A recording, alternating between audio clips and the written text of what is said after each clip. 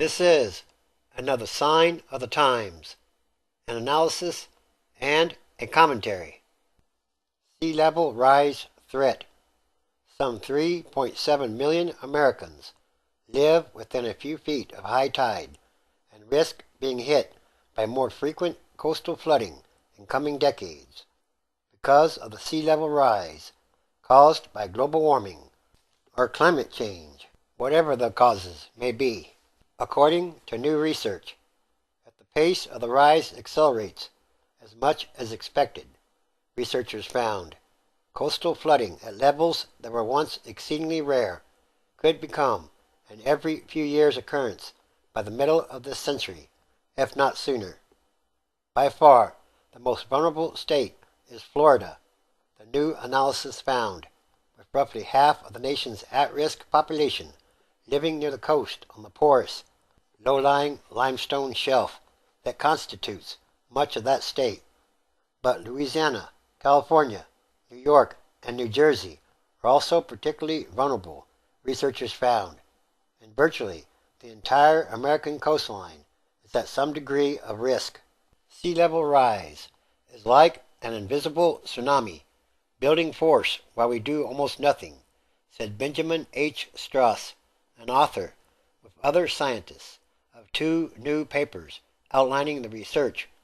We have a closing window of time to prevent the worst by preparing for higher seas. In other words, sea levels are going to rise, no matter what the reasons or causes be. The project on sea level rise, led by Dr. Strauss for the nonprofit organization Climate Central, appears to be the most elaborate effort in decades to estimate the proportion of the national population at risk from the rising sea. The papers should be published by the journal Environmental Research Letters. The work is based on the 2010 census and on improved estimates compiled by federal agencies of the land elevation near coastlines and of tidal levels throughout the country. Climate Central of Princeton, New Jersey, was started in 2008 with foundation money to conduct original climate research and also to inform the public about the work of other scientists.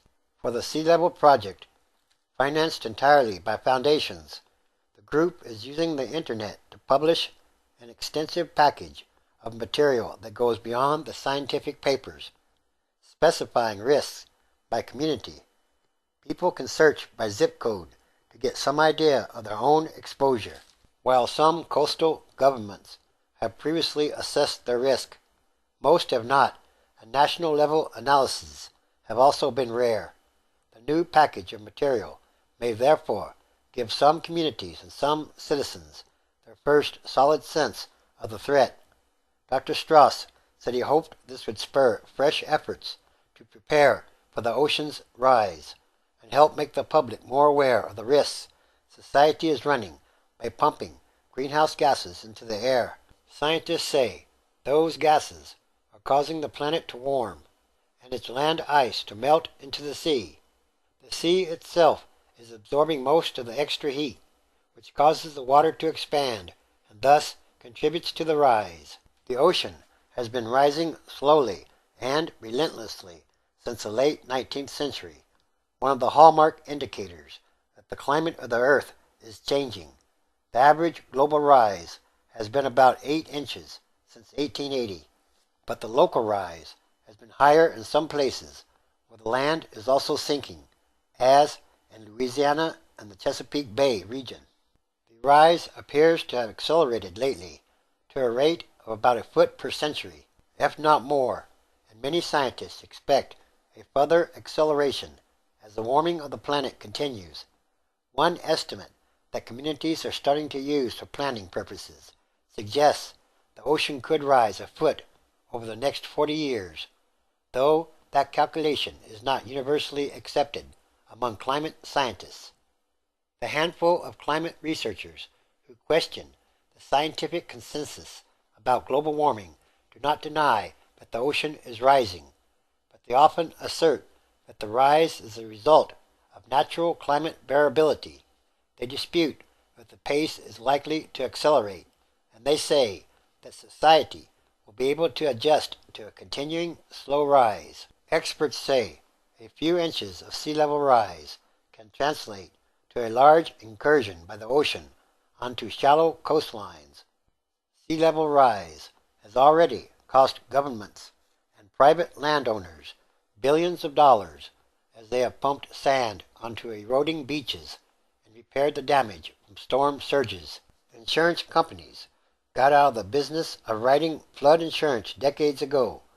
So much of the risk from sea level rise is expected to fall on the financially troubled National Flood Insurance Program set up by Congress or on state insurance pools.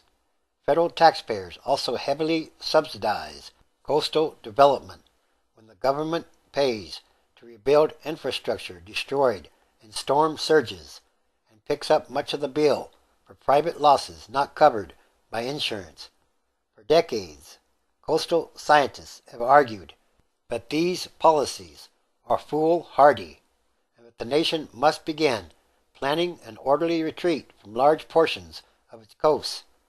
But few politicians have been willing to embrace that message or to warn the public of the rising risks. The new research calculates the size of the population living within 1 meter, or 3.3 feet, of the mean high tide level, as estimated in a new tidal data set from the National Oceanic and Atmospheric Administration. In the lower 48 states, that zone contains 3.7 million people today, the papers estimate, a figure exceeding 1% of the nation's population. Under current coastal policies, the population and the value of property at risk in that zone are expected to continue rising. The land below the 3.3-foot line is expected to be permanently inundated someday, possibly as early as 2100, if not before, except in places where extensive fortifications are built to hold back the sea. One of the new papers calculates that long before inundation occurs, life will become more difficult in the low-lying zone because the rising sea will make big storm surges more likely. Only in a handful of places have modest steps been taken to prepare. New York City is one. Pumps at some sewage stations have been raised to higher elevations, and the city government has undertaken extensive planning, but the city, including substantial sections of Brooklyn, Queens, and Staten Island, remains vulnerable, as do large parts of Long Island, Connecticut, and New Jersey. So, in conclusion, sea level is going to rise, no matter what the causes or reasons be, and people in those areas should start getting ready now.